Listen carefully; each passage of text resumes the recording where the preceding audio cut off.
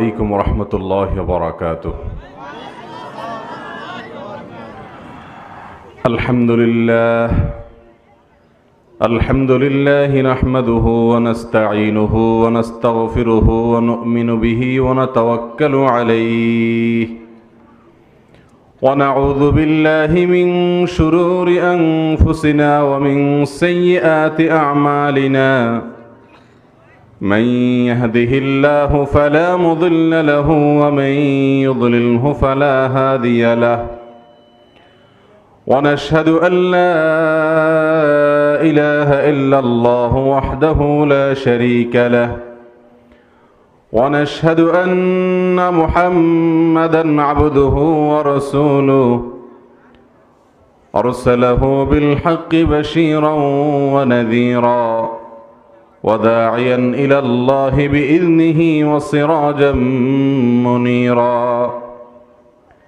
أما بعد فقد قال الله تبارك وتعالى في كلامه المجيد وفرقانه الحميد بعد أعوذ بالله من الشيطان الرجيم. بسم الله الرحمن الرحيم. إن الذين آمنوا وعملوا الصالحات كانت لهم جنات الفردوس نزلا خالدين فيها لا يبغون عنها حولا.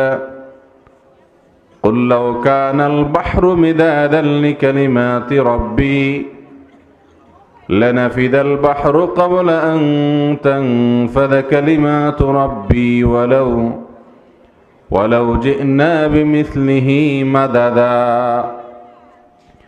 قل إنما أنا بشر مثلكم يوحى إلي أنما إلهكم إله واحد. فمن كان يرجو لقاء ربه فليعمل عملا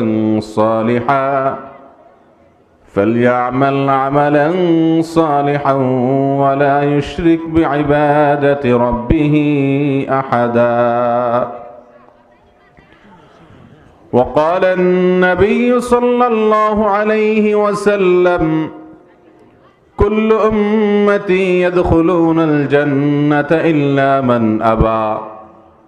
قيل ومن يأبى يا رسول الله؟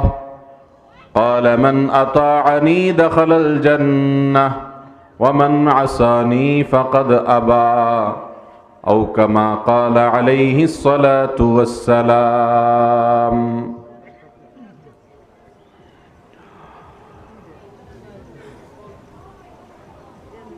সিরাজগঞ্জের সমেশপুর পশ্চিমপাড়া নুরানি জামে মসজিদের উন্নতিকল্পে আয়োজিত বিরাট ওয়াজ মাহফিলের সম্মানিত সভাপতি, অত্র অঞ্চলের সম্মানিত উলামায়ে কেরাম এবং মান্যগণ্য ব্যক্তিবর্গ এবং আমার দিনদরদি ভাইয়েরা ও পর্দার আলের মা ও বোনেরা, আল্লাহ সুবহানাহু ওয়া তাআলা আমাদেরকে মুসলমান হিসেবে দুনিয়াতে জন্মগ্রহণ করার, মুসলমানের ঘরে জন্মগ্রহণ করার তৌফিক দিয়েছেন। আল্লাহর কাছে একমাত্র মনোনীত দিন, একমাত্র মনোনীত ধর্ম হলো ইসলাম। আল্লাহ কোরআনে বলেছেন ইন্নাদ-দীনা ইনদাল্লাহিল ইসলাম। আল্লাহ বলেছেন ফামান ইবতাগা ওয়ারাআ যালিক ওয়া মান ইয়াবতাগি গায়রাল ইসলামি দীনা ফালান ইউকবালা মিন। ইসলাম ছাড়া অন্য কোন ধর্ম আল্লাহর কাছে গ্রহণযোগ্য হবে না। আল্লাহর পক্ষ থেকে একমাত্র মনোনীত দিন হলো ইসলাম। আমাদের প্রিয় নবী মুহাম্মদ মুস্তাফা সাল্লাল্লাহু আলাইহি ওয়াসাল্লাম দুনিয়াতে আগমন করেছেন, তার আগে আরো বহু নবী রাসূলগণ পৃথিবীতে এসেছেন। নবী রাসূলদের আগমনের ধারা পরম্পরায় আমাদের প্রিয় নবীজিও দুনিয়াতে এসেছেন। তারপরে আর কোন নবী রাসূল দুনিয়াতে নবুয়ত বা রিসালাত নিয়ে আগমন করবেন না। আমাদের নবী সাল্লাল্লাহু আলাইহি সাল্লামের আগমনের পরের পৃথিবীর সবচেয়ে বড় ঘটনা হবে কিয়ামত। তার আগমনের পরে পৃথিবীর সবচেয়ে বড় ঘটনার নাম কি? কিয়ামতের জন্য, কিয়ামতের পূর্বে যে মহাপ্রলয় হবে সেটি আস-সাআহ। তো এই শতাধিক ধর্ম, বহু ধর্ম সারা পৃথিবীতে আছে, শত শত ধর্ম আছে। এত ধর্মের ভেতরে আল্লাহ সুবহানাহু ওয়া তাআলা তার কাছে মনোনীত ধর্মে আমাদেরকে অনুসারী হওয়ার তৌফিক দিয়েছেন। আমরা আল্লাহর কাছে এটা চেয়ে নিয়েছি? দরখাস্ত লিখছেন কেউ মুসলমান হওয়ার জন্য? আল্লাহ তাআলা মুসলমানের ঘরে জন্মগ্রহণ করাই দিয়েছেন, তাই অটোমেটিক আমরা মুসলমান হয়ে গেছি। ঠিক না ঠিক? এই জন্য আল্লাহর কাছে আমরা শুকরিয়া জানাই, আলহামদুলিল্লাহ। আল্লাহ তাআলা যদি মুসলমানের ঘরে জন্মগ্রহণ করার তৌফিক না দিতেন, অন্য ধর্মের অনুসারী মা বাপের ঘরে আসতাম আমরা, তাহলে সেই ধর্মের অনুসারী হতাম। ঠিক না ঠিক? এরপরে আবার সঠিক ধর্ম তালাশ করে বের করে সেটার অনুসারী হওয়া কোনো সহজ বিষয় ছিল জানাই, আলহামদুলিল্লাহ। বিনা চাওয়ায় মুসলমান হওয়ার একটা মুসিবতও আছে। মুসিবত হইল, যে জিনিস মানুষ না চাইতে পায়, চাওয়া ছাড়া পায়, ফিরি ফিরি পেয়ে যায়, বিনা কষ্টে পেয়ে যায়, ওইটার প্রতি কোনো কদরও মানুষের থাকে না। ঠিক না ঠিক? মুসলমানের ঘরে জন্মগ্রহণ করেছি, মা বাপ মুসলমান, তাই আমরা মুসলমান। এই জন্য আমরা মনে করি ইসলাম আর শেখার কিছু নাই, তো আমি তো জন্মসূত্রে মুসলমান। ঠিক না ঠিক? অথচ ইসলাম তো হলো আল্লাহ সুবহানাহু ওয়া তাআলার পক্ষ থেকে দেওয়া জীবন দর্শনের নাম, যার ব্যাখ্যা এবং বিশ্লেষণ করেছেন, উপস্থাপন করে গেছেন তারই প্রেরিত রাসূল মুহাম্মদুর রাসূলুল্লাহ সাল্লাল্লাহু আলাইহি ওয়াসাল্লাম। তো আল্লাহ সুবহানাহু ওয়া তাআলার সমস্ত আদেশ নিষেধগুলোকে মুহাম্মদুর রাসূলুল্লাহ সাল্লাল্লাহু আলাইহি সাল্লামের বাতানো পদ্ধতি অনুযায়ী পালন করার নাম হলো ইসলাম। এই ইসলাম কি শেখা লাগবে না লাগবে না?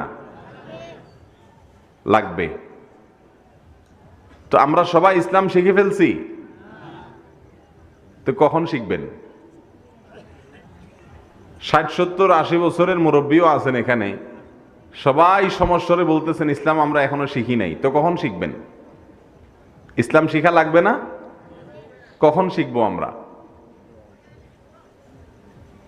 ওয়াজ মাহফিলে তো কিচ্ছা কাহিনী শুনতে শুনতে শেষ, আর কিচ্ছা কাহিনী না শুনলে আপনাদের ভালোও লাগে না।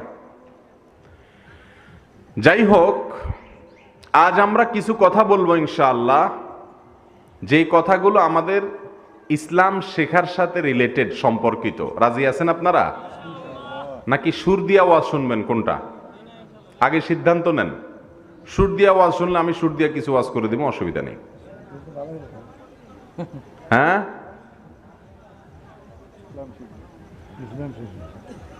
ইসলাম শিখতে পারেন এরকম কিছু কথা বলবো। আল্লাহ তাআলা আমাদেরকে ভালোভাবে বলা এবং আমাদেরকে সবাইকে আমল করার তৌফিক দান করুন।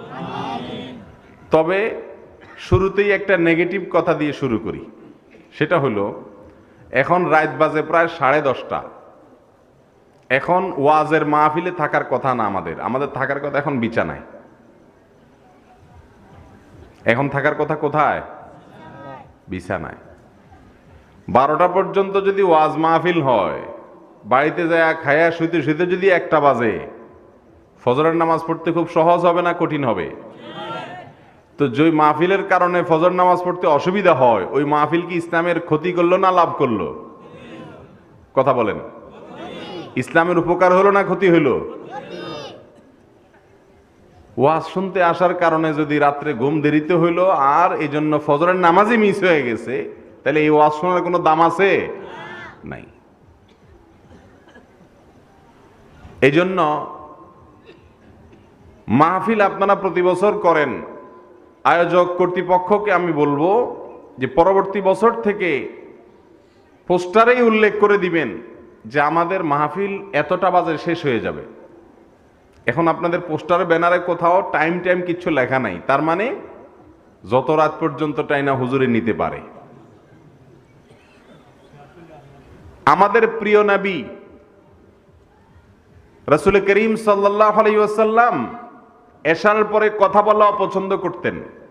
কানান নবী সাল্লাল্লাহু আলাইহি ওয়াসাল্লাম ইয়াকরাহুন নাওমা ক্বাবলাল ইশা ওয়াল হাদিসা বাদা। এশার আগে ঘুমানো অপছন্দ করতেন আর এশার পরে কথা বলা অপছন্দ করতেন। আর আমাদের এশার পরে সারাদিনের আড্ডা সবচাইতে বেশি জমে, ঠিক না বে ঠিক? এই অভ্যাস পাল্টাইতে হবে। এশার পর তাড়াতাড়ি যদি শুয়ে যায় তাহলে ফজরের নামাজ পড়া সহজ হবে না। ফজর তো দূরের কথা, শীতের রাত যত লম্বা রাত, তাহাজ্জুদের সময় এমনি ঘুম ভেঙে যাবে, ঠিক না বে ঠিক? একটা সুন্নত ছাড়লে আরো বহু সুন্নত ছুটে যায়। রাত্রে দেরি করে শোয়া এটা আমার নবীর সুন্নত না। আমার নবীর সুন্নত হলো রাত্রে তাড়াতাড়ি শুয়ে যাওয়া। এই যে ইসলাম শেখার কথা বলতেছি, কিন্তু রাত্রে তাড়াতাড়ি শোয়াটা কার সুন্নত? আমাদের নবীজির সুন্নত।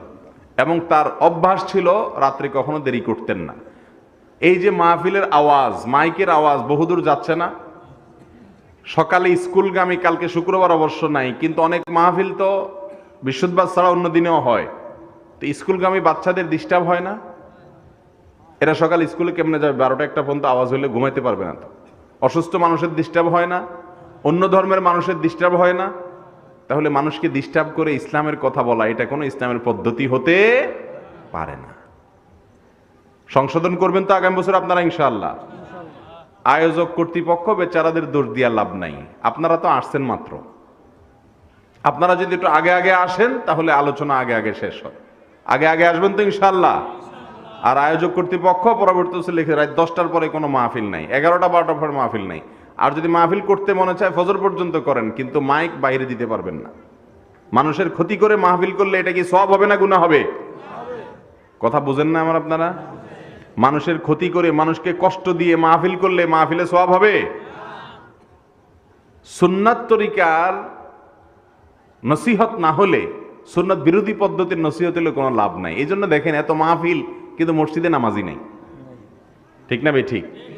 মাহফিলও শুনে মিথ্যা কথাও বলে, মাহফিলও শুনে ওয়াজও শুনে আবার গালিগালাজও করে, আছে না নাই? অতএব এই মাহফিলগুলো থেকে হেদায়েত না হওয়ার একটা কারণ এটাও যে সুন্নাত তরিকায় দেওয়া হচ্ছে না। রাত জায়গা 12টা-1টা পর্যন্ত ওয়াজ করা এটা কোনো সুন্নাত তরিকার মাহফিল না। এখন আমি তো আইসা গেছি, সেজন্য ফাইসা গেছি। আমি যদি জানতাম এটা আমি আলোচনা হবে, আমি কখনো আসতাম না। আমি রাত জায়গা ওয়াজ করি না এবং আমি এটার বিরুদ্ধে সবসময় সংগ্রাম করি। মানুষকে কষ্ট দিয়ে ইসলাম প্রচার করা ইসলামে জায়েজ নাই। আল্লাহ তাআলা আমাদেরকে সংশোধন হওয়ার তৌফিক দান করুন। দ্বিতীয়ত বিষয় হলো, আমার নামের সঙ্গে এখানে মাদানী লেখা আছে। মাদানী বলতে আমাদের দেশে বোঝানো হয় যারা মদিনায় ছিল অথবা মদিনায় পড়েছে। আমি মদিনায় ছিলামও না, মদিনায় পড়িও নেই। তাহলে আমার নামের শেষে মাদানী লাগানোটা আর একটা কি হয়েছে? ভুল হয়েছে। যারা আয়োজন করবেন তারা বক্তার নামের আগে পরে কি লিখবেন বুঝে শুনে লিখবেন। আমাদের দেশে তো এগুলো দেখা দেখি নাই। নামের আগে 3 লাইন, পরে 3 লাইন। অনেক সময় পুরা নাম হারায় যায় উপাধি আর টাইটেলের চোটে, ঠিক না বে ঠিক? আছে না এই সমস্যা আমাদের? এই যে ইসলাম শিখার কথাই কিন্তু বলতেছে। কারোর প্রশংসায় সে যা না তা বলা, এটা কি জায়েজ না? না জায়েজ? না জায়েজ। অতএব এসব বিষয়ে আমাদের আরো সাবধান হতে হবে। আল্লাহ তাআলা আমাদেরকে বুঝার তৌফিক দান করুন। সম্মানিত হাজরিন, আমরা সবাই জান্নাতে যেতে চাই? সবাই? আওয়াজ তো খুব মৃদু। আচ্ছা এবার বলি, আপনারা সবাই আমেরিকা যেতে চান? মাশাআল্লাহ, এবার তো সব মিটমিট করে হাসতেছে দেখা যায়। আমেরিকা যাওয়ার সহজ বুদ্ধি আছে, কোনো পয়সা কই লাগবে না, সবার যাওয়ার ব্যবস্থা আছে। এই সংবাদ শোনার পরে আপনাদের কেমন লাগবে? ভালো লাগবে? একটু ডাইল রুটির জন্য মাতৃভূমি ছুড়ে আমেরিকা চলে যাবেন, খুশি হয়ে গেছেন মাশাআল্লাহ। আর জিজ্ঞেস করলাম জান্নাতে যেতে চান কিনা, তো আস্তে আস্তে ঠিক আছে হইলে ভালো। ভাবটা এরকম হয়ে গেল না? জান্নাতে যাইতে চান সবাই? জান্নাতে যদি না যান তাহলে কোথায় যাওয়া লাগবে? আল্লাহু আকবার। ব্যাপারটা এরকম না যে জান্নাতে গেলে গেলাম, না গেলে নাই। জান্নাতে যাইতে হবে, না যাইতে পারলে বিকল্প কোথায়? জাহান্নাম। রাস্তা দুইটা, একটা জান্নাতের পথ আর একটা জাহান্নামের পথ। জান্নাতের পথে যাওয়ার জন্য কিছু কাজ আছে, যে কাজগুলো করলে জান্নাতে যাওয়া যাবে। আবার জাহান্নামে যাওয়ার জন্য কিছু কাজ আছে, যে কাজগুলো করলে জাহান্নামের পথে অটোমেটিক চলে যাবেন। কথা কি বুঝাতে পারছি? প্রিয় ভাইরা আমার, আমাদের দেশে তো মানুষ মনে করে অনেকে যে জান্নাতে যাওয়ার জন্য বেশি কাজ টাজ দরকার নাই। জান্নাতে যাওয়ার জন্য আমরা অনেক পীর ধরি, যে পীর সাহেবরা, তাদেরকে আমরা টাকা পয়সা হাদিয়া তোফা টোফা দেই, ওনারা আমাদের পার করে জান্নাতে নিয়ে যাবেন। এরকম একটা বিশ্বাস আমাদের দেশে মানুষের মধ্যে আছে না নেই? আল্লাহ তাআলা কোন পীর সাহেবকে জান্নাতের কন্ট্রাক্টরে দিছেন? কথা বলেন। কোন পীর সাহেবকে আল্লাহ জান্নাতের কন্ট্রাক্টরে দিছে? দুনিয়ার নেতারা বিভিন্ন দালাল রাখে, কন্ট্রাক্টর রাখে। আল্লাহর কোন দালাল আছে? নাই। জান্নাত প্রত্যেকে তার কাজ দ্বারা উপার্জন করতে হবে। আপনার কাজ দিয়ে যদি জান্নাত কামাই করেন তাহলে অটোমেটিক আপনি জান্নাতে পেয়ে যাবেন, চলে যাবেন। আর আপনার কাজ দিয়ে যদি আপনি জাহান্নাম কামাই করেন তো কেউ আপনাকে জাহান্নাম থেকে রক্ষা করতে পারবে না। অতএব ভাইরা আমার, জান্নাতে যেতে হলে আমাদের কয়েকটা মৌলিক কাজ করতে হবে। এক নম্বরের কাজ হলো আমাদের ঈমানকে খাঁটি করতে হবে। কি খাঁটি করতে হবে? ঈমানকে। ঈমানের মধ্যে যদি ভেজাল থাকে, ঈমানের মধ্যে যদি ত্রুটি থাকে, তাহলে এই ঈমান নিয়ে জান্নাতে প্রবেশ করার সুযোগ নাই। আমরা সবাই যেহেতু জন্মসূত্রে মুসলমান, আমরা সবাই যেহেতু মা বাবার সূত্রে মুসলমান, সেজন্য আমাদের ঈমানের কি অবস্থা সেটা যাচাই করা, বাছাই করা, খোঁজ খবর নেওয়ার সুযোগ আমাদের হয় নাই। প্রিয় ভাইরা আমার, আমরা ছোটবেলায় মক্তবে বা মসজিদে শুনছি বা পড়ছি কালিমায়ে তাইয়্যিবা, লা ইলাহা ইল্লাল্লাহু মুহাম্মাদুর রাসূলুল্লাহ। এটা বললে আমরা মনে মুসলমান হয়ে গেলাম, শেষ। এরপরে মরণ পর্যন্ত আর আমাদের ঈমান কি আছে না চলে গেছে, ঈমান কি থাকলো না ভেঙে গেল, এটার কোনো খোঁজ খবর আর আমাদের নাই। খুব ভালো করে একটা কথা শুনে রাখেন, আমাদের সমাজে বহু মুসলমান আছে যারা মসজিদে যায়, নামাজও পড়ে, অথচ তার কোনো কথার কারণে, তার কোনো ভুল বিশ্বাস মনের ভিতরে থাকার কারণে, তার কোনো ভুল কাজের কারণে সে ঈমান থেকে খারিজ হয়ে গেছে বা ইসলাম থেকে খারিজ হয়ে গেছে, তার ঈমান ভেঙে গেছে, অথচ সে জানেও না। আপনারা কি জানেন যে ঈমান ভাঙে নাকি ভাঙে না? ভাঙে। তাহলে যদি ভাঙে বলেন, তাহলে এই সামনে যারা আছেন দুইজন মানুষ অন্তত বলেন আমাকে, ঈমান কয় কারণে ভাঙে বলেন। সাথে সাথে যোগাযোগ দেওয়া সোজা, সবার সাথে তালে তালে তো বলে ফেলাইছেন ভাঙে। এবার বলেন কয় কারণে ভাঙে? আলহামদুলিল্লাহ, ঈমান কয় কারণে ভাঙে আপনারা কেউ জানেন না। ওই ছেলে বলে 7 কারণে। এই অজুর ঈমানের জায়গায় অজুরে নিয়ে আসছে।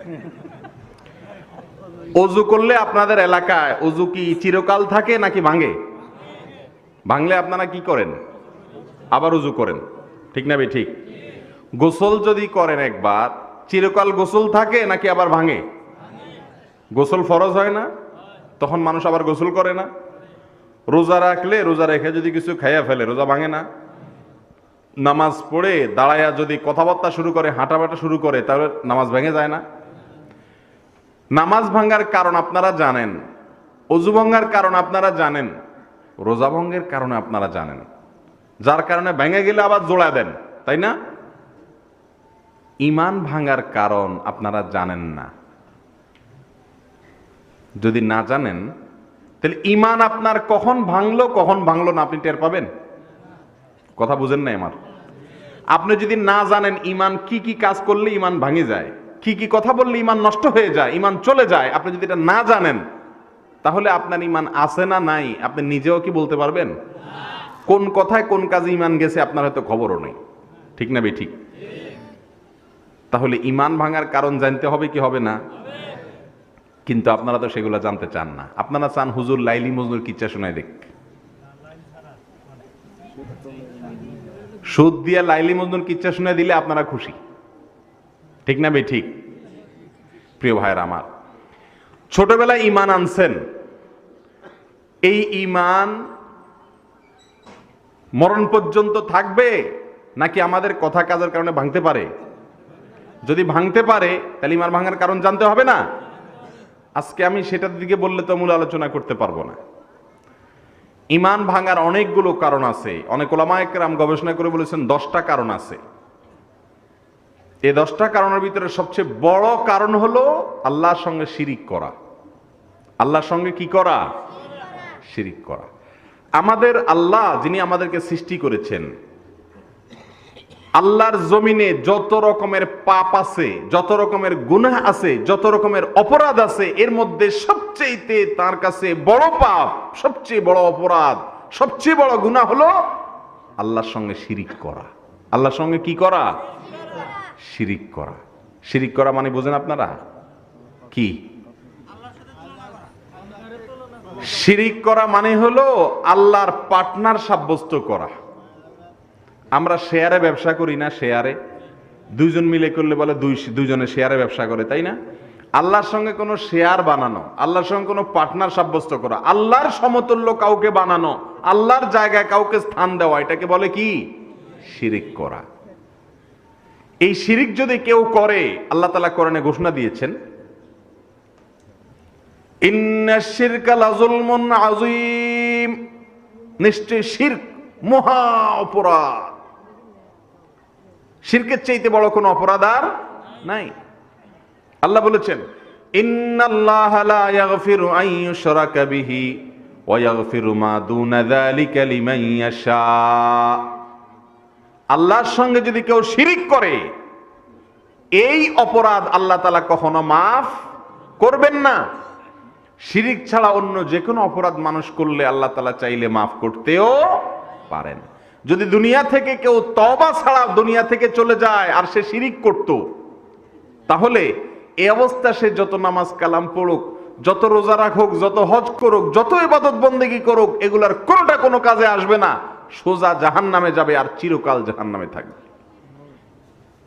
প্রিয় ভাইরা আমার, একজন মুসলমানের কাছে সবচেয়ে বড় আতঙ্কের নাম হলো শিরিক। আজ করোনা ভাইরাসের ভয়ে সারা পৃথিবীর মানুষ যেরকম আতঙ্কিত,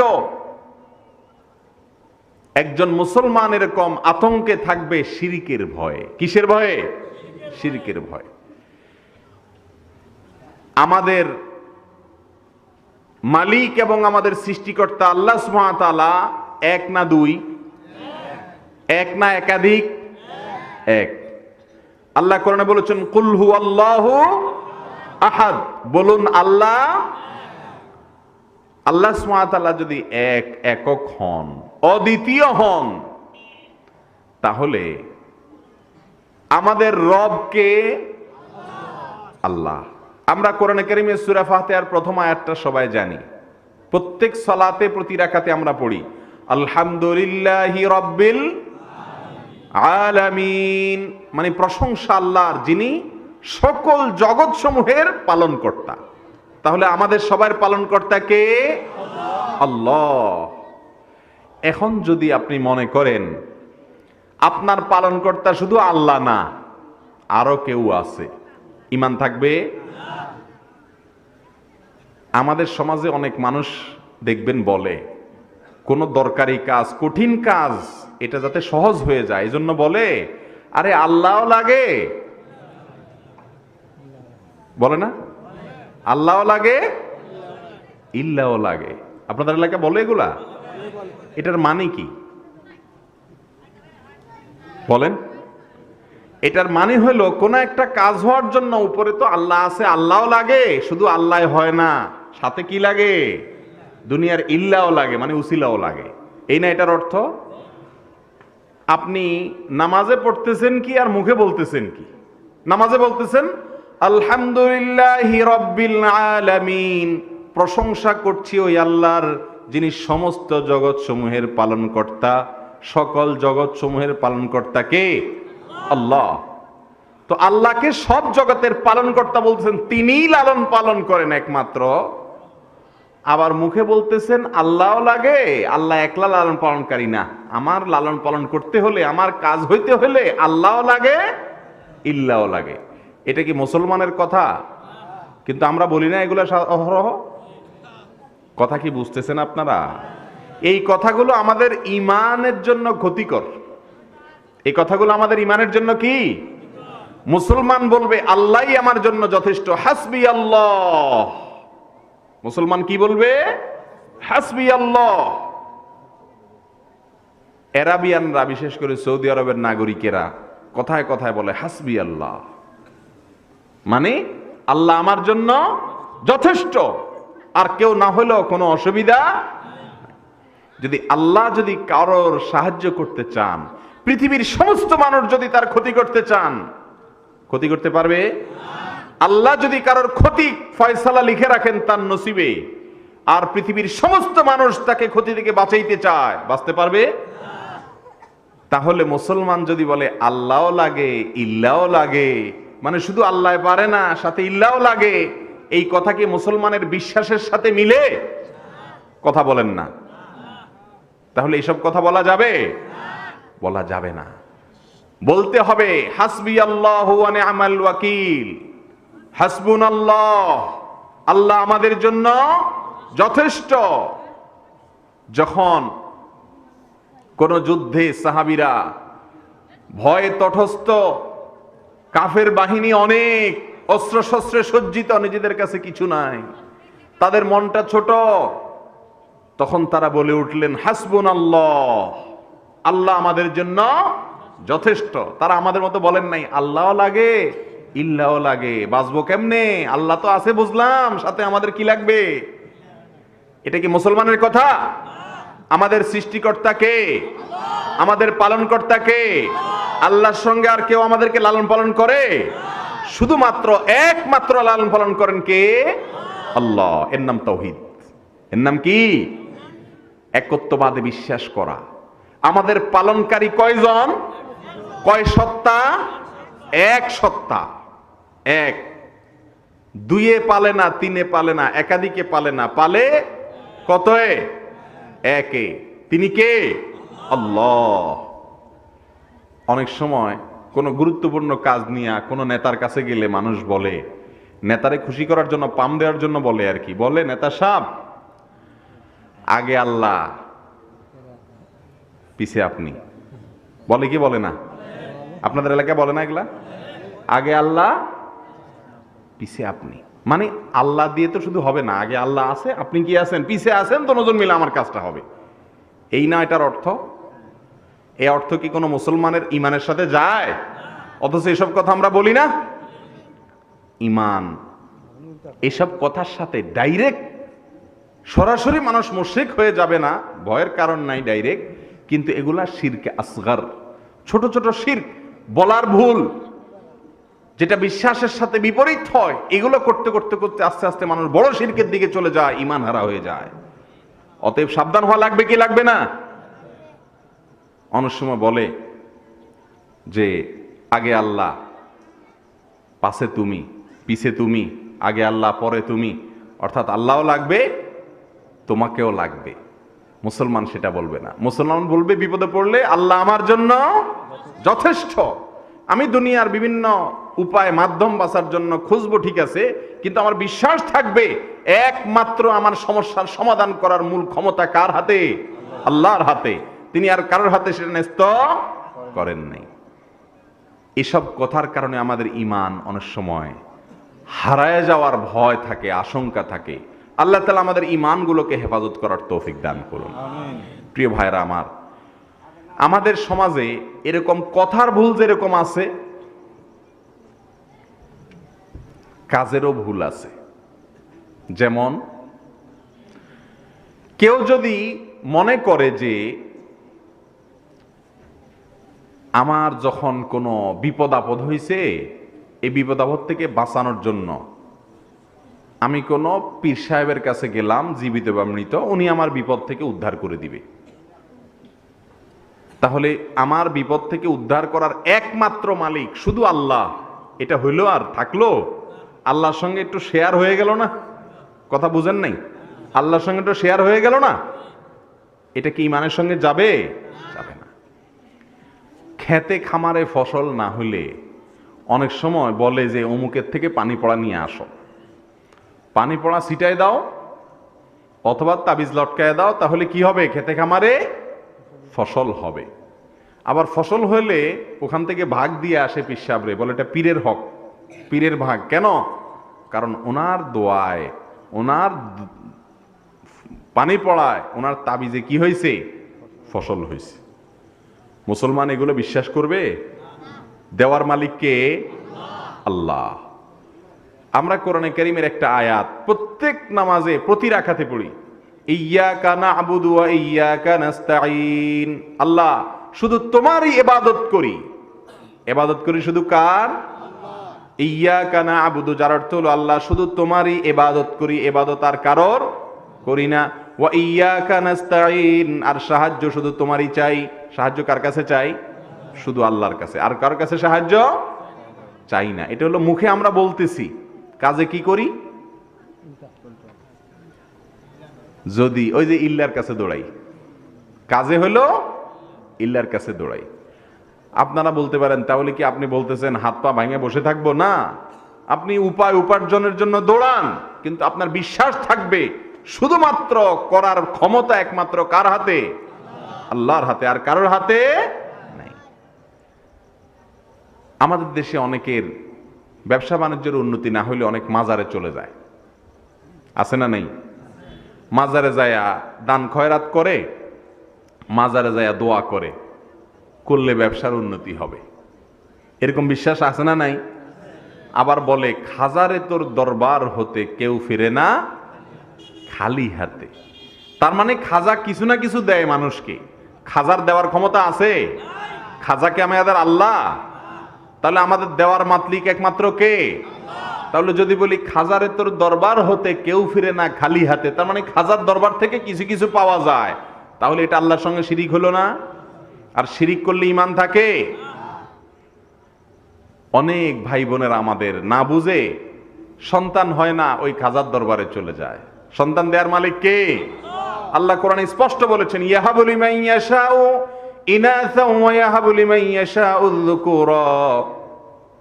আল্লাহ যাকে ইচ্ছা তাকে মেয়ে সন্তান দেন, যাকে ইচ্ছা তাকে ছেলে সন্তান দেন। আবার কাউকে ছেলে মেয়ে দুইটাই দেন, আবার কাউকে কিছুই দেন না। এটার মালিক কে? আল্লাহ। এখন আপনার শুধু ছেলে হয়, মেয়ে হয় না, মেয়ে হয় ছেলে হয় না, অথবা কিছুই হয় না, আপনি চলে যাচ্ছেন কোথায়? মাজারে। ওই মাজারওয়ালার দেওয়ার ক্ষমতা আছে? যদি মাজারওয়ালার কাছে চান তাহলে এটা আল্লাহর সঙ্গে শিরিক করা হয়ে গেল। আল্লাহর কাছেও চান, মাজারওয়ালার কাছেও চান, শিরিক হলো না? এই শিরিক করলে ঈমান থাকবে? থাকবে না। এটা হলো বড় শিরিক। আরেকটা ছোট শিরিক আছে, আমরা অনেক সময় কসম করি। আল্লাহর কসমের পাশাপাশি আরো বিভিন্ন জিনিসের নামে কসম করি না আমরা? যেমন তোমার কসম, জামাই বউরে বলে তোমার কসম, ছেলে মাকে বলে মায়ের কসম, বাপের কসম, ছেলের মাথায় শুইয়া বলে এর মাথা শুইয়া কইলাম, মাটি শুইয়া কইলাম, গাড়ির ড্রাইভারে হুইল শুইয়া কয় হুইল শুইয়া কইলাম, আছে না নাই? দোকানদারে ক্যাশ শুইয়া কয় ক্যাশ শুইয়া কইলাম, আছে না নাই? আরো কত কিছু সই আল্লাহ জানে। কসম হবে কার নামে? আমাদের নবীজি বলেছেন, মান আরাদা আন ইয়াহলিফা ফালইয়াহলিফ বিল্লাহি আও লিয়াসমুত। কারোর যদি কসম করার দরকার হয়, সে শুধু আল্লাহর নামে কসম করবে, আর নাহলে চুপ থাকবে। অন্য কারোর নামে শপথ করা জায়েজ। অন্য কারোর নামে শপথ করলে সেটা ছোট শিরক হবে। আল্লাহ আমাদেরকে বাঁচার তৌফিক দান করুন। প্রিয় ভাইরা আমার, অনুরূপভাবে আমাদের কাজের মাধ্যমে আমরা যে শিরিক করি, তার ভিতরে একটা হলো, আমাদের অনেক ভাই বোনদেরকে দেখবেন অনেক মাজারে গিয়ে সিজদা করে, আছে না নাই? অনেক মাজারে সিজদা করার লোক আছে না এখনো? সিজদা এটা কি ইবাদত নাকি ইবাদত না? কথা বলেন, সিজদা করা এটা কি ইবাদত নাকি ইবাদত না? ইবাদত। ইবাদত শুধু কার জন্য হবে? আল্লাহর জন্য। আমাদের সৃষ্টি করছে কে? আল্লাহ। সাথে কি ওই পীর সাহেব মিলে সৃষ্টি করছে? তাহলে পীর সাহেবের সিজদা করা জায়েজ হবে? যিনি সৃষ্টি করছেন সিজদার একমাত্র মালিক তিনি। যিনি সৃষ্টি করছেন সিজদার একমাত্র মালিক তিনি। অতএব অন্য কাউকে সিজদা করা যাবে? যাবে না। প্রিয় ভাইরা আমার, এমনি ভাবে আলা লাহুল খালক ওয়াল আমর, আল্লাহ বলেছেন নির্দেশের মালিক কে? আল্লাহ। আমাদেরকে যিনি সৃষ্টি করছেন, গোলামি করার কথা কার? আল্লাহ। কিন্তু আমরা শুধু আল্লাহর গোলামি করি। বউয়ে যদি কিছু বলে তো হালাল আর হারাম দেখা দেখি নাই, আল্লাহ খুশি হলো না বেজার হলো দেখা দেখি নাই, কোরআনে অনুমতি আছে কি নাই দেখা দেখি নাই, বউর কথা শুনতে হবে। তাহলে আমি আল্লাহর নির্দেশ অনুযায়ী চললাম, গোলামি কি আল্লাহর করলাম না বউয়ের করলাম? আবার অনেক সময় এটাও এক প্রকারের শিরক, এটাও এক প্রকারের শিরক, আল্লাহর জায়গায় অন্য কাউকে বসানো। সকল নির্দেশ মানার কথা কার? আল্লাহ। এখন আমরা দেখা যায় দুনিয়ার জন্য যা ইচ্ছা তা করতেছি, আছে না নাই আমাদের মধ্যে এরকম লোক? যা খুশি তা করতেছি, শুধু দরকার পয়সা, শুধু দরকার কি?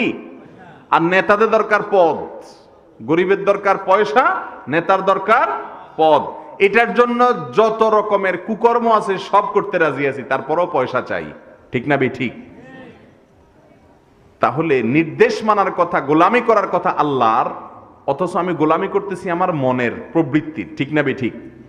আল্লাহ তাআলা এটাকেও শিরক হিসাবে আখ্যায়িত করেছেন। কোরআনে কারিমে আল্লাহ বলেছেন, আফরাআইতা মান ইত্তাখাযা ইলাহাহু হাওয়া। কিছু মানুষ আছে তার মনের চাহিদাকে রব বানায় নিছে, মন যেদিক বলে সেদিক দৌড়ায়। আল্লাহর হুকুম আছে না নাই খেয়াল করার কোনো নামগন্ধ নাই। অতএব ঈমান ঠিক করতে হবে কি হবে না? এই সমস্ত কাজের মাধ্যমে ঈমান আস্তে আস্তে কোনোটার কারণে ঈমান চলে যায়, কোনোর কারণে আমাদের ঈমান দুর্বল হয়ে যায়, কোনোটা ছোট শিরিক, কোনোটা বড় শিরিক। এরকম সব রকমের শিরিক থেকে বেঁচে থাকতে হবে। আল্লাহ আমাদের সবাইকে তৌফিক দান করুন।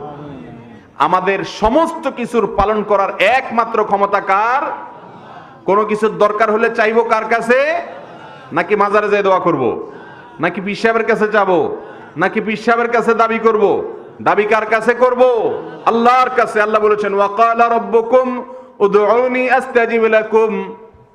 ও মানুষেরা, তোমাদের রবে বলে দিয়েছেন, উদউনি, আমার কাছে দোয়া করো, আমি দোয়া কবুল করব। আল্লাহ নিজে ওয়াদা করেছেন। তাহলে আল্লাহর কাছে দোয়া করবেন তো ইনশাআল্লাহ। কোনো কিছুর দরকার হলে কার কাছে চাইবেন? আল্লাহর কাছে। অন্য কারোর কাছে চাইবেন না। আর আমাদের লালন পালন করার একমাত্র মালিক কে? আল্লাহ। অতএব নির্দেশ মানবো আমরা অন্ধের মতো। কার নির্দেশ? আল্লাহর নির্দেশ। জান্নাতে যাওয়ার পথ বলতেছি, কিন্তু জান্নাতে যেতে হলে মূল যে কাজটা করতে হবে তা হলো নিজের পুরা জীবনকে সারেন্ডার করে আল্লাহর কাছে সমর্পণ করে, আত্মসমর্পণ করে দিতে হবে। যে আল্লাহ, আপনি যেভাবে বলবেন সেভাবে করব, আপনি যেটা নিষেধ করবেন সেটা করব না। এর নাম হলো মুসলমান, এর নাম হলো আত্মসমর্পণকারী। কথা বুঝে আসছে? আমরা কি সব কথা আল্লাহর হুকুম মানা করি? যে আল্লাহর হুকুম যত বেশি মানে সে আসলে তত বেশি খাঁটি মুসলমান হতে পেরেছে। বেজাল মুসলমানের কোনো ঠিকানা জান্নাতে হবে না। আল্লাহ আমাদের সবাইকে খাঁটি মুসলমান হওয়ার তৌফিক দান করুন। তাহলে ভাইরা আমার, ঈমান ঠিক রাখতে হবে জান্নাতে যেতে হলে। আর ঈমান ক্ষতি করে যে বিষয়গুলো, তার ভিতরে সবচেয়ে বড় বিষয়ের নাম হলো শিরিক করা। শিরিক থেকে বাঁচবেন তো ইনশাআল্লাহ? আল্লাহ আমাদের সবাইকে শিরিক থেকে বাঁচার তৌফিক দান করুন। আমরা তাওহীদ নিজের ভিতরে প্রতিষ্ঠা করব এবং শিরিক থেকে বাঁচার চেষ্টা করব। ইবাদত হবে শুধুমাত্র আল্লাহর, আমাদের পালনকর্তা একমাত্র আল্লাহ অন্য কারোর হাতে কোনো ক্ষমতা আল্লাহ তাআলা ভাগযোগ করে দেন নাই। কারোর হাতে কোনো ক্ষমতা নাই। কোন পিসাবের হাতে কোনো ক্ষমতা আছে? কারোর কাছে কোনো ক্ষমতা আছে? ক্ষমতা কার? আল্লাহ। আর কারোর কোনো ক্ষমতা নাই। যদি মনে করেন না ওনার কাছেও কিছু আছে, ওই দরবারেও কিছু আছে, ওই লোকটার কাছে কিছু আছে, ওই মাজারেও কিছু আছে, তাহলে শিরিক হবে না? আল্লাহ আমাদের সবাইকে শিরিক থেকে বেঁচে থাকার তৌফিক দান করুন। জান্নাতে যাওয়ার জন্য 1 নম্বর কাজ, ঈমানটাকে ভেজাল মুক্ত করতে হবে, বিশ্বাসটাকে পিওর করতে হবে। দ্বিতীয় কাজ, 5 ওয়াক্ত নামাজ সঠিকভাবে আদায় করতে হবে। ঈমানের পরে সবচেয়ে গুরুত্বপূর্ণ কাজ কোনটা? নামাজ পড়া। 5 ওয়াক্ত নামাজ পড়া এটা কি সুন্নত নাকি ফরজ? ফরজ। আপনাদের মসজিদে 5 ওয়াক্ত নামাজে এলাকার সব পুরুষরা নামাজে মসজিদে যায়? তাইলে ফরজ হলে পুরুষগুলা যায় না, মুখের কথার সাথে কাজের মিল হইলো না। কেন যায় না জানেন? এর কারণ হলো আমাদের দেশে মানুষ লম্বা গলায় জোর গলায় দাবি করে বলে নামাজ না পড়লে কি হয়েছে, ঈমান ঠিক আছে, বলে না? আবার বুকে হাত দিয়া থাপড় দিয়া বলে নামাজ না পড়লে কি হয়েছে, ঈমান ঠিক আছে, এরকম বলে না? বলে। অথচ আল্লাহ তাআলা কোরআনে বলেছেন ফাইন তাবু ওয়া আকামুস সালাতা ওয়া আতাউয যাকাতা ফাইখওয়ানুকুম ফিদ্দীন। যদি অমুসলিমরা তওবা করে তাওহীদের পথে আসে, শিরিক ছেড়ে দেয় এবং সালাত কায়েম করে, নামাজ পড়ে, ওয়া আতাউয যাকাতা সম্পদশালী হলে, অর্থশালী হলে সম্পদশালী এবং বিত্তশালী হলে যাকাত দেয়, অর্থাৎ নামাজ পড়ে, এটা কাজটা যদি করে ফাইখওয়ানুকুম ফিদ্দীন, তাহলে তারা তোমাদের ধর্মের ভাই। তাহলে ধর্মের ভাই হইতে হলে নামাজ পড়া লাগবে।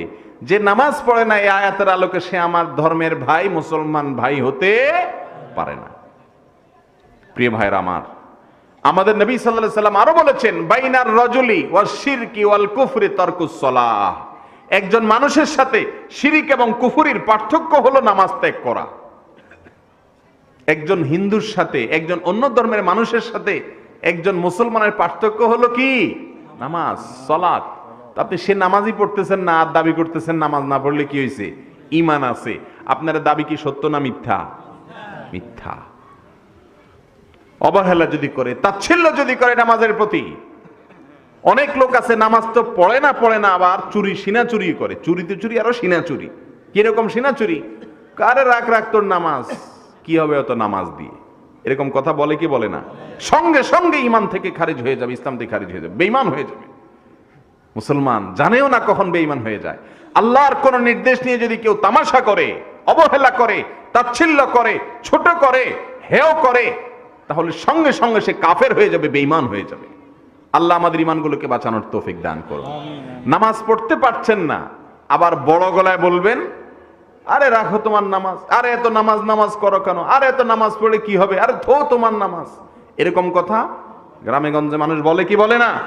এসব কথা বললে সঙ্গে সঙ্গে আপনার স্ত্রী তালাক হয়ে যাবে, কারণ মানুষ বেঈমান হয়ে গেলে স্ত্রী তালাক হয়ে যায়। আপনি তো বউর সাথে ঘর করে বেড়াচ্ছেন, আপনি জানেন না কতবার তালাক দিয়ে ফেলছেন জীবনে। আমার কথা কি বুঝতেছেন আপনারা? অতএব প্রিয় ভাইরা আমার, জান্নাতে যাওয়া এটা মামুর ভাইয়ের আবদান না, মায়ের হাতের মোয়া না, নিলাম আর খাওয়া শুরু করে দিলাম। ভালো করে শুনে রাখেন, জান্নাতে যাওয়ার জন্য আমাদের ঈমানগুলোকে ভেজাল মুক্ত করতে হবে। পুরুষরা 5 ওয়াক্ত নামাজ বাসায় গিয়ে পড়তে হবে। বেনামাজি জান্নাতে যাবে? কি বলেন, বেনামাজি জান্নাতে যাবে? অসম্ভব। কোরআন এবং হাদিস প্রতি পৃষ্ঠায় পৃষ্ঠায় আপনাকে বলেছে বেনামাজি তাদের জন্য জান্নাত না।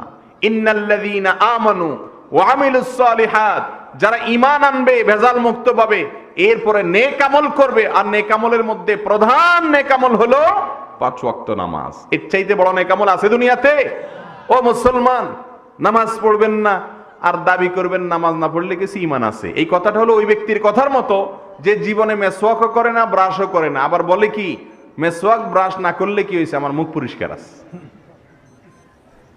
এই কথা বললে সে যেরকম হাস্যকর কথা বললো, আপনি 1 ওয়াক্ত নামাজও পড়লেন না, উল্টা তাচ্ছিল্য করে বেড়াইলেন, আবার বললেন নামাজ না পড়লে কি ঈমান আছে? এর মধ্যে কোনো বেশ কম আছে? খুব ভালো করে শুনে রাখেন, জাহান্নামে মানুষ যে যাবে তার কয়েকটা কারণের ভিতরে একটা মৌলিক কারণ হলো যারা নামাজে অবহেলা করবে। যারা নামাজ অবহেলা করবে এদেরকে আল্লাহ জাহান্নামে নিক্ষেপ করবেন। আল্লাহ কোরআনে কারীমে জাহান্নামীদের কনভারসেশন, তাদের সাথে কথোপকথন প্রসঙ্গে আল্লাহ বলেছেন, যখন জাহান্নামীদেরকে জাহান্নামে নিক্ষেপ করা হবে, জিজ্ঞাসা করা হবে, মা সালাকাকুম ফি সাকার, তোমাদেরকে এই জায়গায় কোন কুকর্মে আনছে, কি কুকর্ম করার কারণে জাহান্নামে আসলা? ক্বালু লাম নাকু মিনাল মুসাল্লিন, জাহান্নামীরা বলবে, প্রথম কারণ দেখাবে আমরা দুনিয়াতে নামাজি ছিলাম না, নামাজের গুরুত্ব বহুত শুনছি কিন্তু জীবন পরিবর্তন করি নাই, নামাজ পড়ি নাই, অবহেলা করছি, শুধু শুক্রবারে পড়ছি, নামাজ পড়ি নাই। জাহান্নামে যাওয়ার সবচেয়ে বড় এবং মেইন এক নম্বরের কারণ হিসাবে জাহান্নামী বলবে নামাজ না পড়া। অতএব প্রিয় ভাইরা আমার, যারা মোসে তাও দিতেছেন আর আশায় বুক বাঁধতেছেন যে নামাজ না পড়লে কি হয়েছে, ঈমান তো আছে, জামুনে জান্নাতে হড়হড় করে ঢুকে যাবো না, খুব সোজা না। খুব ভালো করে শুনে রাখেন, আপনার নামই কাটা যাবে খাতা থেকে হাজিরা না দিলে। দৈনিক 5 বার পুরুষ মানুষ হাজিরা দিতে হবে মসজিদে গিয়ে। নামাজ না পড়লে লাভ কার? আমাদের। কাদের লাভ? অল্প কিছুদিন কষ্ট করবেন, অনন্ত অসীমকালের জান্নাত আল্লাহ তাআলা দিবেন। আল্লাহ আমাদের সবাইকে 5 ওয়াক্ত নামাজকে জামাতের সাথে আদায় করার তৌফিক দান করুন। প্রিয় ভাইরা আমার, কিছু লোক আছে নামাজ পড়ে ঠিকই আছে, কিন্তু শুধু 2 জুমায় পড়ে, 4 জুমা পড়ে, সপ্তাহে 1 দিন পড়ে, আছে না নাই? আবার কিছু লোক আছে পড়ে 5 ওয়াক্তিয়া নামাজও পড়ে, কিন্তু ওই মাগরিব আর এশাটা বাজারে থাকে তখন পড়ে, এশার সময় ঘুমায় থাকে, জোহরের সময় কাজে কর্মে থাকে, আছে না নাই? নামাজটা কি এরকম ঐচ্ছিক বিষয় না। আল্লাহ আমাদেরকে 5 ওয়াক্ত সালাত আদায় করার তৌফিক দান করুন। 5 ওয়াক্ত সালাত না আদায় করলে জান্নাতে যাওয়া যাবে? আবার নামাজের মধ্যে আবার ভেজাল আছে। মহিলারা যারা আছেন বাসায় দেখা যায় সময় মতো নামাজ পড়েন না। নামাজের একটা সময় আছে না নাই? আপনি মন মতো করলে হবে? আপনি এক জায়গায় চাকরি করেন, আপনার ডিউটির সময় ঠিক করা আছে এতটা থেকে এতটা, 9টা থেকে 5টা। আপনি কি করলেন? আপনি প্রতিদিন 12টার পরে যান, আসেন সন্ধ্যার পরে, আপনার খেয়াল খুশি মতো। আপনার বেতন দিবে কোম্পানি? দিবে আপনার মালিকে? তো নামাজের জন্য আল্লাহ তাআলা বলেছেন, ইন্নাস সালাতা কানাত আলাল মুমিনিনা কিতাবাম মাওকুতা, নিশ্চয়ই সালাত মুমিনদের উপরে নির্দিষ্ট সময়ে পড়া ফরজ করা হয়েছে। অতএব নির্দিষ্ট সময়ের মধ্যেই সালাত আদায় করতে হবে। আপনি যদি সালাত খেয়াল খুশি মতো পড়েন, মহিলাদের দেখা যায় বিশেষ করে জোহরের নামাজ কখন পড়ে? মহিলারা জোহরের নামাজ কখন পড়ে? ঠিক আসরের আজান দেয় এই অবস্থায় পড়ে বেশিরভাগ, ঠিক না বে ঠিক? কারণ রান্না বাড়া করে, ছেলে মেয়ের খাওয়ান দাওয়ান দেয়, স্কুল থেকে বাচ্চা কাচ্চা সেগুলারে খাওয়ায়, এরপরে চুলার কাছে ছিল, ঘামায় গেছে, এখন একটু গোসল করতে হবে। আর মহিলা মানুষের গোসল মানি তো মাশাআল্লাহ, এবার গোসলখানা যায় আধা ঘন্টা 1 ঘন্টা ধরে ঘষাঘষি ডলাডলি করতে করতে আসরের আজানের সময় হয়ে যায়, ঠিক না বে ঠিক? আয়সা তাড়াতাড়ি হুলস্থুল করে নামাজ পড়ে। এই নামাজ কখনো মুসলমানকে জাহান্নাম থেকে বাঁচাইতে পারবে না। নামাজ পড়তে হবে সময় মতো। আপনার যখন নামাজের ওয়াক্ত হয়ে গেছে, কাজ ওখানে স্টপ করে দিয়ে আগে নামাজ পড়ে তারপরে কাজ করবেন। অনেক মহিলারা মনে করে যে গায়ের কাপড়ে নামাজ হবে না, আলাদা কাপড় লাগবে। এটা ভুল। আপনার কাপড়ে নাপাক না থাকলেই তো হইলো। পেশাব পায়খানা করার পরে আপনি ভালো করে পরিষ্কার হন, তাহলেই তো হয়ে গেল। তাহলে আপনার ওই কাপড়ে যত ঘাম থাকুক না কেন, ওই কাপড় দিয়েই নামাজ পড়লে কি হবে? নামাজ হয়ে যাবে। আর আমরা পুরুষরা কি করি? পুরুষদের ভুল হলো 2-3টা ভুল। একটা হলো মন মতো নামাজ পড়ি, কখনো মসজিদে গেলাম, কখনো ঘরে পড়লাম, কখনো গেলাম না, 2 ওয়াক্ত পড়লাম, 3 ওয়াক্ত পড়লাম না, আছে না নেই? আল্লাহ বলেছেন কোরআনে কারিমে সূরা মাউনের মধ্যে, আল্লাহ সুবহানাহু ওয়া তাআলা বলেছেন যে ফাওয়াইলুল লিল মুসাল্লিন, কিছু মানুষ আছে নামাজ পড়ার পরেও তারা ধ্বংস হবে, জাহান্নামে যাবে। আল্লাযীনা হুম আন সালাতিহিম সাহুন, যারা নামাজ পড়ে ঠিকই কিন্তু নামাজের ব্যাপারে উদাসীনতা আছে, গাফলতি আছে, সিরিয়াসনেস নাই, সঠিকভাবে নামাজ পড়ে না, সময় মতো নামাজ পড়ে না, ভালোভাবে পড়ে না, অবহেলা করে, 2 ওয়াক্ত পড়ে 3 ওয়াক্ত পড়ে না। আল্লাযীনা হুম আন সালাতিহিম সাহুন, যারা নামাজের ব্যাপারে গাফলতি করে, এই লোকগুলোকে আল্লাহ বলেছেন ওয়াইল, তাদের জন্য জাহান্নাম। অতএব নামাজে গাফলতি করা যাবে? আজ থেকে 5 ওয়াক্ত নামাজ জামাতের সাথে পড়বেন কারা কারা একটু হাত তোলেন। আল্লাহ আমাদের সবাইকে আপনি 5 ওয়াক্ত সালাত আদায় করার তৌফিক দান করুন, বলুন আমিন। 5 ওয়াক্ত সালাত পড়তে হবে জামাতের সাথে, বলুন আমিন। আল্লাহ আমাদের সবাইকে তৌফিক দান করুন। প্রিয় ভাইরা আমার, পুরুষদের নামাজে আরেকটা ভেজাল হলো আমরা তুফান মিল মার্কা নামাজ পড়ি। কি নামাজ পড়ে? তুফান মিল। তুফান মিল বুঝেন তো? এমন তাড়াতাড়ি 4G গতিতে, 5G, 4G না, 5G গতিতে নামাজ পড়ে। 3 মিনিটে 4 রাকাত শেষ, 1.5 মিনিটে 2 রাকাত শেষ। এই টাইপের নামাজই বেশি না? এই যে আসতেছে সামনে রমজান মাস, মাশাআল্লাহ, হাফেজ সাহেবরা যে তেলাওয়াতের টান দিবে তাতে মনে হয় 4Gও না, 5G 6G গতিতে নামাজ পড়ে। ঠিক না বেঠিক? সব জায়গায় গতি ভালো না ভাই, কিছু কিছু জায়গায় গতি খারাপ, ওখানে আস্তে আস্তে চলতে হয়। নামাজ হলো তার একটা। যার নামাজ যত ধীরে ধীরে হয়, আস্তে আস্তে হয়, তার নামাজ আল্লাহর কাছে তত বেশি প্রিয়। তার নামাজ তাকে তত বেশি জান্নাতে নিয়ে যাবে, তার নামাজ তাকে তত ভালো মুসলমান বানায় দিবে। মনে রাখবেন, হুলুস্তুল মার্কা নামাজ পড়লে আল্লাহর কাছে নামাজের কোনো সওয়াব পাওয়া, এই নামাজ পড়া আর না পড়া সমান। অনেক লোক আছে রুকু করে, রুকু থেকে উঠে ভালো করে সোজা হয় না, এই কোন রকম একটু উঠে আবার ঠক করে যায় সেজদায়, আছে না নাই? এদের কারোর নামাজ হবে না। আমার কথা না, মুহাম্মদ রাসূলুল্লাহ সাল্লাল্লাহু আলাইহি ওয়াসাল্লামের কথা। এক লোক মদিনা মসজিদে নববীতে এরকম নামাজ পড়ছে, রাসূল সাল্লাল্লাহু আলাইহি ওয়াসাল্লাম বলছেন, কুম ফাসাল্লি ফা ইন্নাকা লাম তুসাল্লি, দাও আবার নামাজ পড়ো, তোমার নামাজ হয় নাই। আমাদের মুসল্লিদের মধ্যে এরকম আছেন না নাই আপনারা?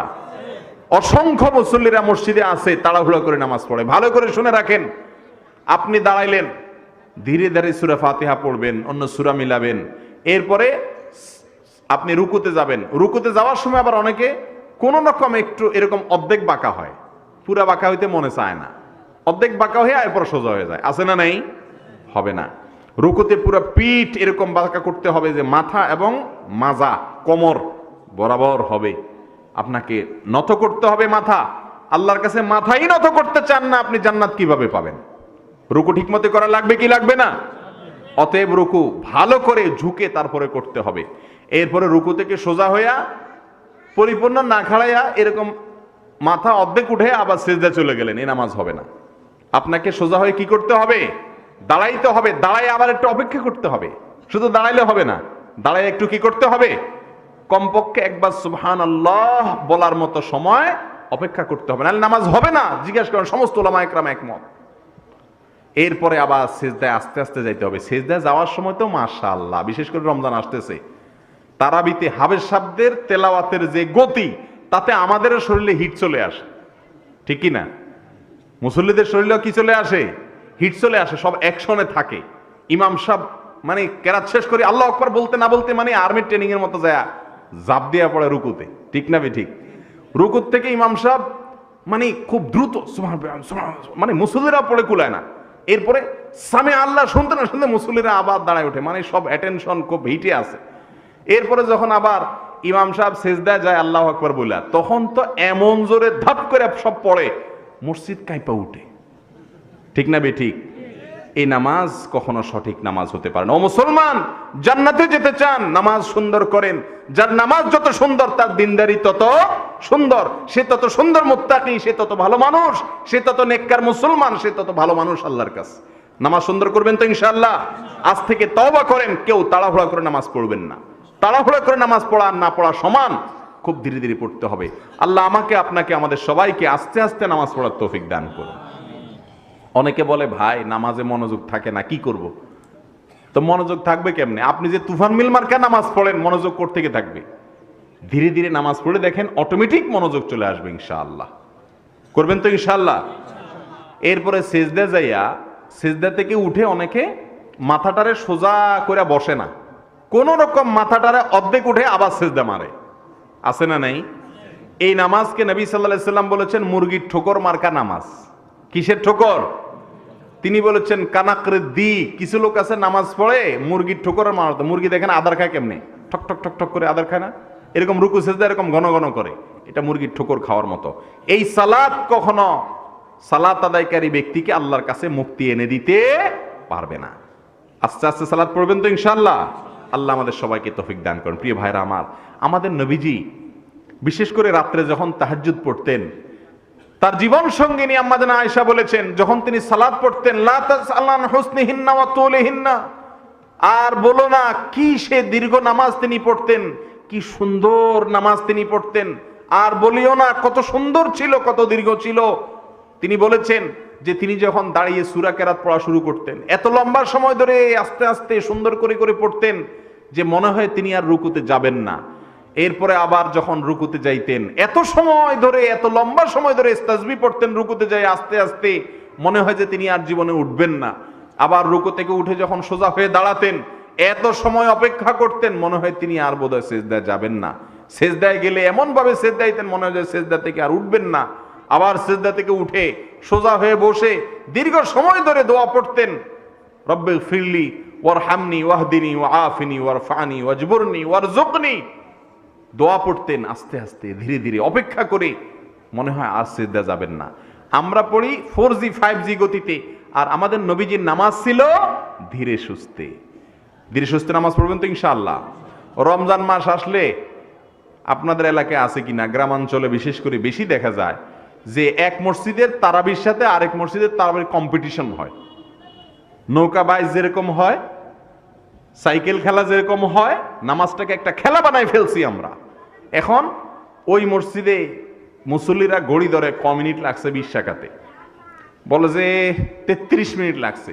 পাশের মসজিদে আল্লাহ আমাদের ইমাম সাহেব 30 মিনিটে সেরে ফেলাইছে। মাশাআল্লাহ। এটা কি ভালো না খারাপ? যেই মসজিদ আপনাদের এলাকায় যত তাড়াতাড়ি নামাজ পড়ে, ওই মসজিদের ইমাম তত খারাপ, ওই মসজিদের মুসল্লি তত খারাপ। কথা কি বুঝছেন না বুঝেন নাই? যেই ইমাম সাহেব যত দীর্ঘ সময় নিয়ে নামাজ পড়েন, সেই ইমাম সাহেবের নামাজ তত সুন্দর। আল্লাহ আমাদের সবাইকে সুন্দরভাবে নামাজ পড়ার তৌফিক দান করুন। বাইরে আমার, তাহলে জান্নাত পাইতে হলে ঈমান ঠিক করতে হবে, শিরিক করা যাবে না আল্লাহর সঙ্গে। আর দ্বিতীয় কাজ হলো 5 ওয়াক্ত নামাজ ঠিকভাবে আদায় করতে হবে। 3 নম্বর কাজ, হালাল খাইতে হবে। কি করতে হবে? হালাল খাইতে। অনেক লোক আছে মাশাআল্লাহ, ঈমানও ঠিক আছে, মাশাআল্লাহ নামাজটাও ঠিক আছে, মাগার ইনকামে ভেজাল আছে না নাই? ইনকামে 2 নম্বর। এই লম্বা দায়টাই রেখে এখন এতক্ষণ আপনাদের হুজুর কালেকশন করতেছে দেখলাম, কেউ 500-1000 টাকা দিলে যেভাবে দোয়া করতেছে, তাতে মনে হয় হুজুর পারে না জান্নাত রেজিস্ট্রি করে দেয় রে। ঠিক না বেঠিক?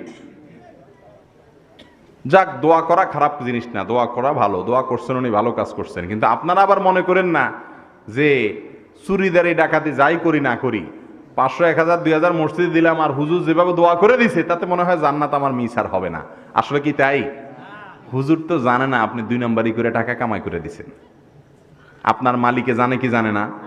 আল্লাহ জানে কি জানে না? দুনিয়ার মানুষের কাছে ভালো সাজা যায়, ফেরেশতা সাজা যায়, আল্লাহর কাছে সাজা। আপনার গোমর আপনার আল্লাহ জানে না? তিনি গায়েবের মালিক না? সব জানেন না? অতএব আল্লাহর কাছে কিছু লুকানো যাবে? এজন্য মুসলমান জান্নাতে যেতে চান, খাঁটি মুসলমান হইতে চান, উপার্জন হালাল হইতে হবে। কাউকে প্রতারণা করে ধোঁকা দিয়ে কোনো টাকা কামাই করা যাবে না। হাওলাত নিয়ে গড়িমসি করা যাবে না। সুদ এর উপরে কোনো লেনদেন করে উপার্জন করা যাবে না। সুদের উপরে লোন নিয়ে ব্যবসা করা যাবে না। বিদেশ যাবে টাকা কামাই করা যাবে না। অন্যের আইল ঠেলে জমি চাষ করা যাবে না। দোকানদার মাফে কম দেওয়া যাবে না। কাস্টমার চুরি করে মাল নেওয়া যাবে না। এগুলো আমাদের মধ্যে আছে না নাই? আর বিশেষভাবে 2-3টা উপার্জনের ভেজাল সবার ভিতরে আছে, আমি সব জায়গায় বলি। তার মধ্যে একটা হলো, ভাইয়েরা বোনদের হক দেন না বাবার সম্পত্তিতে। আছে না নাই? শুধু আছে না, বরং এই অপরাধের আসামি প্রায় সবাই। ঠিক না বেঠিক? নামাজ কালামে কুলাবে না ভাই, এ ওয়াজ টোয়াজে কুলাবে না। আপনি মানুষের হক মারলে ওয়াজ টোয়াজ এগুলা কোনো কিছুতে কুলাবে না। বান্দার হক দিতে হবে, বান্দার হক আল্লাহও মাফ করবেন না। আপনার বাবা মারা গেছেন, আপনার মা মারা গেছেন, আপনার বাবার যাই রেখে গেছেন সম্পদ, অল্প হোক আর বেশি হোক, সেখানে আপনার বোনের হক আছে না নাই? চুল চুল করে, তিল তিল করে, পাই পাই করে, হিসাব করে বোনকে যদি বুঝায় না দেন, তাহলে আপনি হারামখোর। আপনি কি খোর? হারামখোর। বোনে নিতে চাইবে না, জোর করে দিয়ে দিবেন, কারণ এটা বোনের হক। ঠিক না বেঠিক? ফুফু, আপনার দাদা মারা গেছেন, দাদার সম্পত্তিতে, দাদির সম্পত্তিতে আপনার বাবার যেরকম হক আছে, আপনার চাচার যেরকম হক আছে, আপনার ফুফুর হক আছে না নাই? এখন আপনার বাপ চাচারা তাদের বোনের হক দেয় নাই, কিন্তু আপনি এখন সম্পদের মালিক হয়েছেন ওয়ারিশ সূত্রে। এখন আপনার কর্তব্য ফুফুদের কতটুকু হক ছিল সেটা পৌঁছায় দেওয়া। কয়জন মানুষ করে আমাদের সমাজে বলেন? আছে? মাশাআল্লাহ। দাঁড়িয়েলা মুসলমান তো টুকটাক পাওয়া যায়, নামাজালা মুসলমান, জুব্বালা মুসলমানও 2-4 জন, মাগার মানুষের হক হিসাব করে দেওয়ার না মুসলমান পাওয়া যায় না। এগুলো সবগুলো এই জন্য যে আল্লাহর প্রতি আমাদের পরিপূর্ণ বিশ্বাস নাই। কিয়ামতের কাঠগড়ায় আসামি হয়ে দাঁড়াইতে হবে, সেখানে কোনো উকিলের টাকা দিয়ে খাড়া করায় কোনো লাভ হবে না। হবে কি হবে না? আল্লাহ তাআলা পাকড়াও করবেন কি করবেন না? অতএব জান্নাতে যেতে চাইলে ভাই হারাম খাওয়া যাবে না। যত রকমের হারাম আছে তার ভিতরে এটাও একটা। বউয়ের মহারণার টাকা মাইর দেওয়া যাবে না। বিয়া করছেন, মাশাআল্লাহ, পোলাপানও 4-5টা হয়ে গেছে, বুড়া হয়ে গেছেন, নাতিপুতিও হয়ে গেছে, মাগার বউয়ের বিয়ের সময় যে মহারণা ধার্য করছে সেটা এখনো দেন নাই। আছে না নাই? তাহলে হক মারছেন কি মারেন নাই বউয়ের? বউ চাবে না নিতে, থাক আমি টাকা দিয়ে কি করবে এসব বলবে, কিন্তু কিয়ামতের দিন কিন্তু কেউ কাউকে ছাড়বে না। অতএব দিতে হবে কি হবে না? আল্লাহ আমাদের তৌফিক দান করুন। 4 নম্বর, 3 নম্বর বললাম হালাল খাওয়া, হালাল উপার্জন হইতে হবে, না হলে জান্নাতে যাওয়া যাবে না। এটা আরেকটু বলি, আল্লাহ কোরআনে বলছেন তার রাসূলদেরকে, ইয়া আইয়ুহার রাসূলু কুলু মিনাত তাইয়্যিবাতি ওয়া আমালু সালিহা, হে রাসূলগণ তোমরা হালাল খাও। এরপরে বলেছেন ওয়া আমালু সালিহা, নেক আমল করো। তার মানে একজন মানুষকে আল্লাহ নির্দেশ করতেছেন, স্বয়ং নবী রাসূলদেরকে নির্দেশ করতেছেন আগে হালাল খাও, এরপরে নেক আমল করো। আর আমরা বলি আগে টাকা পয়সা কামায় লই বুড়া বয়সে, এরপরে দান সদকা করে টোরে হাজী সাহেব হয়ে যাবে, মানুষ মারহাবা বলবে, সুবহানাল্লাহ বলবে, আলহামদুলিল্লাহ বলবে, দোয়া টোয়া করবে, পরে ভালো হয়ে যাবে। এই না করি আমরা? আর আল্লাহ বলতেছেন ইয়া আইয়ুহার রাসূলু কুলু মিনাত তাইয়্যিবাত, আগে ভালো খাও, হালাল খাও, ওয়া আমালু সালিহা, এরপরে ভালো আমল করো। আগে চুরিদারি করে টাকা কামাই করে ঘুষ, সুদ, দুর্নীতি, 2 নম্বরে গম চুরি, 3 চুরি, ডাকাত চুরি, মহারানা চুরি, বোনের হক মারি, ফুফুর হক মারি, সুদে, ঘুষে, জুয়ায়, হারাম খাইয়া মোটা হইয়া পয়সা করে বানাইয়া এবার বলি পয়সা হইলে আল্লাহরও পাওয়া যায়। নাউজুবিল্লাহ। পয়সা হলে দুনিয়ার সব পাওয়া যায়, হারাম পয়সা দিয়ে আল্লাহকে পাওয়া যাবে না। দান করবেন মসজিদে, মাদ্রাসায়, ওয়াজে, অনেক কিছু করবেন, কিন্তু আল্লাহ কখনো খুশি হবে না। আল্লাহ আমাদের সবাইকে হালাল উপার্জন করার তৌফিক দান করুন।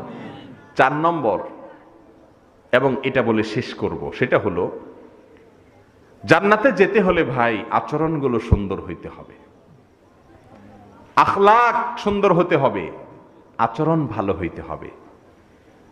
মুসলমান কখনো কাউকে গালমন্দ করতে পারে না। আমাদের সমাজে মানুষ আমরা গালমন্দ করি কি করি না? বাইরে ফেরেশতার মতো ভালো, মাশাআল্লাহ, আমাদের আসল চেহারা ছবি জানে আমাদের বউ বাচ্চারা, ঘরের লোকেরা, অধীনস্থ লোকেরা। ঠিক না বেঠিক? আইসা সেখানে গালমন্দ করি, মুখ খারাপ করি।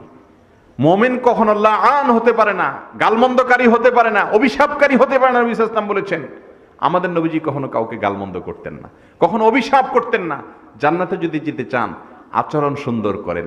একটা মজার হাদিস শুনেন, তিরমিজিতে বর্ণিত হয়েছে, নবী করিম সাল্লাল্লাহু আলাইহি ওয়াসাল্লাম বলেছেন মা মিন শাইইন আফকালু ফিল মিজানি মিন হুসনিল খালক, ইউদাউ ফিল মিজানি মিন হুসনিল খালক। কিয়ামতের ময়দানে মিজানের পাল্লায় যত আমল রাখবেন আপনি, কোরআন তেলাওয়াত করা, দান সদকা করা, নফল নামাজ পড়া, আরো যত আমল আছে, ওয়াজ শোনা, ওয়াজ করা, এই সব আমলের মধ্যে কিয়ামতের ময়দানে মিজানের পাল্লায় সবচেয়ে ভারী হবে যে আমল, সেটার নাম উত্তম আচরণ। সেটার নাম কি রে ভাই? উত্তম আচরণ, ভালো ব্যবহার। যে মানুষকে কষ্ট দেয় আল্লাহ কখনো তার প্রতি সন্তুষ্ট হবেন না। শুধু নামাজ কালাম পড়লে হবে না, নামাজ কালাম পড়ার পাশাপাশি আচরণটাও কি করতে হবে? সুন্দর হইতে হবে। আমাদের নবীজি বলেছেন আল মুসলিমু মান সালিম আল মুসলিমুনা মিন লিসানিহি ওয়া ইয়াদি, মুসলমান তো ওই ব্যক্তি যার হাত আর মুখ দ্বারা তার হাত এবং মুখ থেকে অন্য সমস্ত মুসলমানরা নিরাপদে থাকে, সে কাউকে কষ্ট দেয় না।